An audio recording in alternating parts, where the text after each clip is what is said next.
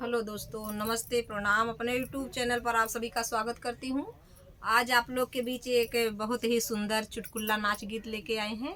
मेरे चैनल को लाइक शेयर और सब्सक्राइब करना दोस्तों, और कमेंट में बताना गीत कैसा लगा। हम और प्रेमा दीदी दोनों जन मिलके गा रहे हैं।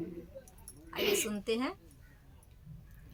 हम तो हरे न रहबै बलम दुखिया, हम तो हरे न रहबै बलम दुखिया, बलम दुखिया हे बलम दुखिया, हम तो हरे न रहबै बलम दुखिया, हम तो हरे न रहबै बलम दुखिया।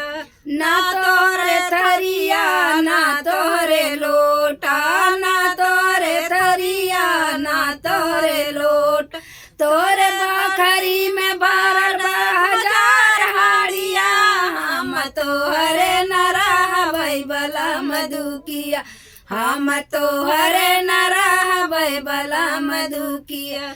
तोरे बखरी में भरल हजार हाड़िया, हम तो हरे न रहबै बलम दुखिया, हम तो हरे न रहबै बलम दुखिया।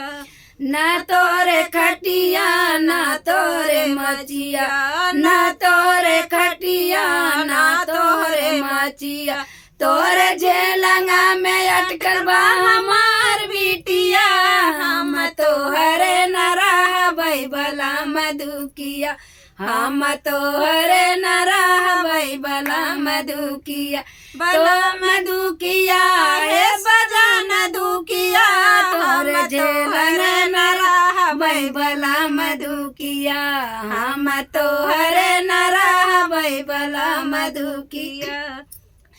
ना तोरे गाना ना तोरे गुड़िया, ना तोरे गाना ना तोरे गुड़िया, तोरे मोचिया में अटकल हमार नथिया, हम तो हरे न रहबै बलम दुखिया, हम तो हरे न रहबै बलम दुखिया।